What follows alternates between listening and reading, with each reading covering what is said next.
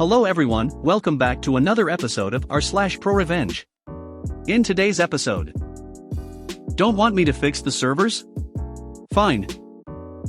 Don't train me properly but want me to train someone else and do things I don't know how to? Well, that'll never end poorly. Whatever the customer wants. Oh really?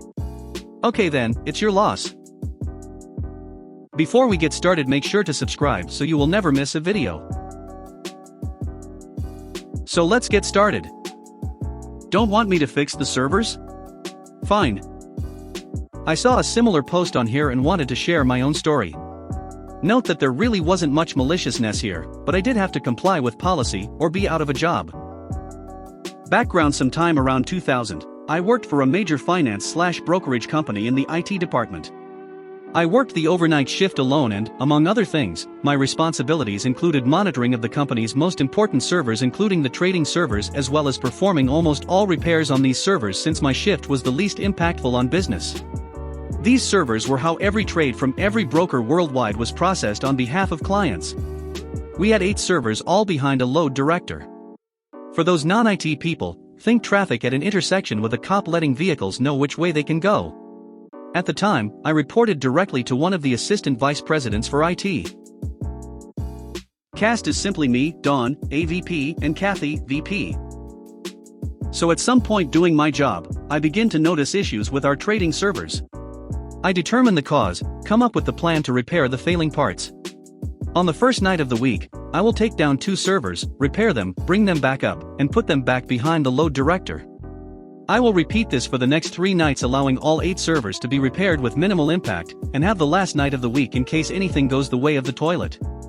Understand that while I had authority to do this with just about any of the other 1,000 plus servers the company had, I could not touch these without the Don's approval. So I send an email to the Don detailing the problem, the parts one needed to order, the plan, etc. All I needed from her was a response that said, approved, and I would have everything completed within 2 weeks. Also note that I had read receipts turned on for all my emails. As you can probably guess, I heard nothing back. 2 weeks later, I follow up with another email reminding her of the issue, and including all the documentation I had sent with the first one. Nothing. Another 2 weeks go by and I send a second follow-up email noting that this isn't a question of if these machines will fail, but only a matter of when. Crickets. Another 2 weeks go by. It is now about noon on Friday, and I am home having just begun my weekend. I get a call that goes something like this. Me, hello? Kathy, is this Morpheus J? Me, yes. Kathy, this is Kathy. Me, who? When I am off the clock, that part of brain turns off, LOL. Kathy, it's Kathy.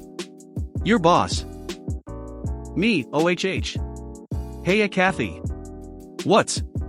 Oh, this cannot be good. I am now realizing that my boss's boss is calling me at my house, and that all the excrement must have followed an upward trajectory towards the device circulating air. Kathy, all the trading servers have crashed. We need everyone on hand. Me, I'll be there in 20 minutes, it was usually a 35-minute drive. Basically, one server crashed and the load from that server was transferred to the remaining 7, which caused number 2 to fail under the increased load. Rinse and repeat for all 8 servers. I arrived at work to find the entire team is there with 8 brand new servers ready to be built. We get everything built, locked down, restored from latest backups, and online again by 6 p.m. Then home for the weekend. I get to work Sunday night, my Monday, and the first thing I do is print out emails and those oh so precious red receipts. I place them in a nice folder on the corner of my desk. At 7 a.m. Monday morning, end of my shift, Kathy walks into my office and asks me to join her in her office. I say sure and grab the folder and follow her. When we get to her office, present are me, Kathy, Dawn, and a lady from HR. Kathy, so, Morpheus J, I understand from Dawn that it is your job to monitor the trading servers. Can you tell me what happened? Me, sure. Opens folder, as you can see from this email dated XX/XX/XXXX, highlighted for your convenience, I notified Dawn of the problem and requested approval to go ahead with the fix. Here. Opens folder again, is the read receipt showing she read it the following morning at XX. XXAM, again, highlighted for your convenience. Rinse and repeat for the other emails. Kathy, okay. Thank you, Morpheus J. Have a good night. We'll see you tomorrow morning. Fallout: the company lost a stupid amount of money making good on every single trade that didn't happen due to the crash. I came back to work that night to find out from the team that Dawn was gone. I never told them the details. I was assigned to the backup contingency planning team and later to the team that implemented the BCP, so that something like this would never happen again. We got a new AVP. Don't train me properly but want me to train someone else and do things I don't know how to? Well, that'll never end poorly.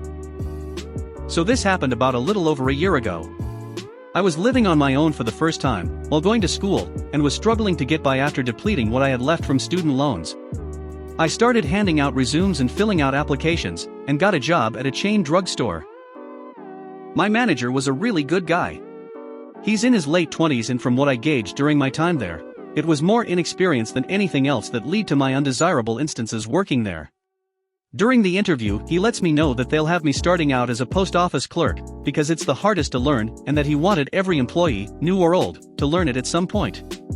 This was because when I arrived there were only 3 people in the entire store that truly knew what they were doing with the alien postal POS system. So naturally, it was difficult to schedule, and they needed help.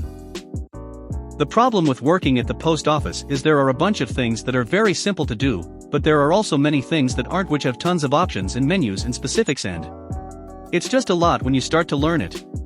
Redirecting mail from old addresses to new ones, opening and closing PO boxes, and even simply mailing something internationally all requires an elaborate string of menus. Think of it as a dungeon in The Legend of Zelda. Sometimes you get close to the final room but you forgot something along the way. It's tedious and fucking exhausting after a few hours when you sorta know what you're doing, and have an entire line of people concerned that you don't know what you're doing, lol. The girl who trained me was around my age, and while she was sweet and meant well, she wasn't trained to train, if that makes sense. So instead of going through things in a linear way so that it was easier to understand, we were all over the place the whole time. I spent most of my first few shifts taking in notes of the simple and common things, and eventually more elaborate ones, and organizing away incoming packages for pickup. I took notes for like the first 3 weeks, about June 7th shifts. I addressed my concerns with the training, but was brushed aside pretty quickly, and was told to just ask questions. I was thinking I'll learn this eventually, and I did fully. Over a month and a half after I started. In all honesty, I don't know where the training shifts began and ended. Which is never a good sign. So at this point, we're about a month into me working there, and I show up to work to see one of my AMs, assistant manager. She's the focus of this here tale, with a new girl I hadn't seen before. This AM was not one of the 3 people in the store that understood exactly how to do everything, but she could get by a little better than I at this point, undoubtedly. She introduces us and explains that today is her first shift. And drum roll please, that I'll have the duty of helping to train her. Well, I guess I'll just leave you two to it, aka, I'll sit in the cash office, and do basically nothing for the next couple hours. I do my best to give her the really easy stuff first and help her along. She's taking notes, looking at mine, and trying to help here and there before I just teach her how to organize the backroom so I can get through the massive line that has conjured. I'm a little frustrated because I haven't got a break and it's been close to 5 hours at this point. Me working alone at a post office without actually knowing how to do a third of what we do.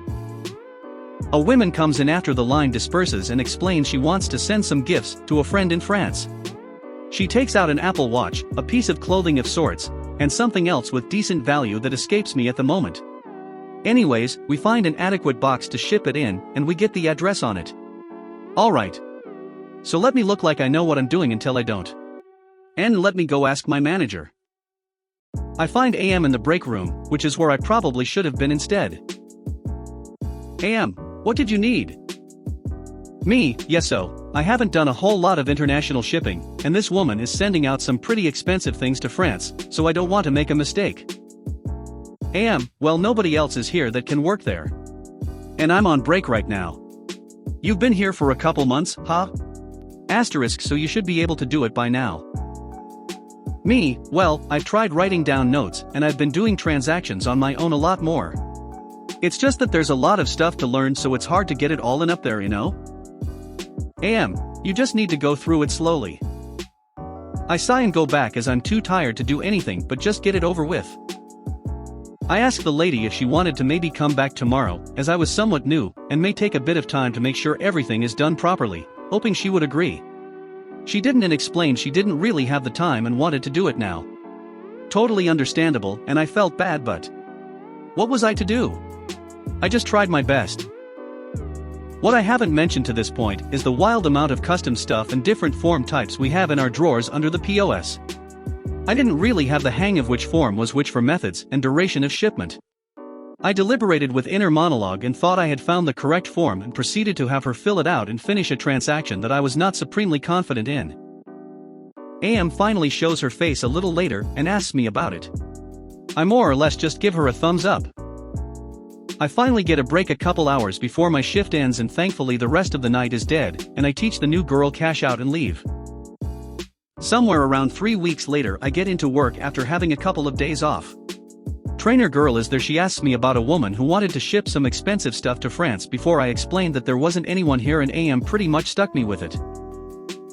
So apparently this lady showed up and went insane exclaiming that I hadn't sent her package properly, and that she was going to call the police before storming out once AM told her there wasn't anything she could do about it, and that if her address was on it, then it should return if there are complications, and can be refunded. I go to clock in and hear my name from the cash office to my left. AM, David, I need to speak with you before you clock in. Me, sure AM, what did you need? AM, clearly flustered, do you remember the women who came in about a month ago sending expensive stuff to France? Me, yeah I do. AM, well she came in yesterday screaming at me about how she thinks you didn't send out the package properly because they haven't received it, and I had to calm her down and try to figure everything out, and you told me it was fine. Me, I was having difficulties figuring things out and honestly haven't been formally trained, so I just tried to take it slow as you advised, and do my best.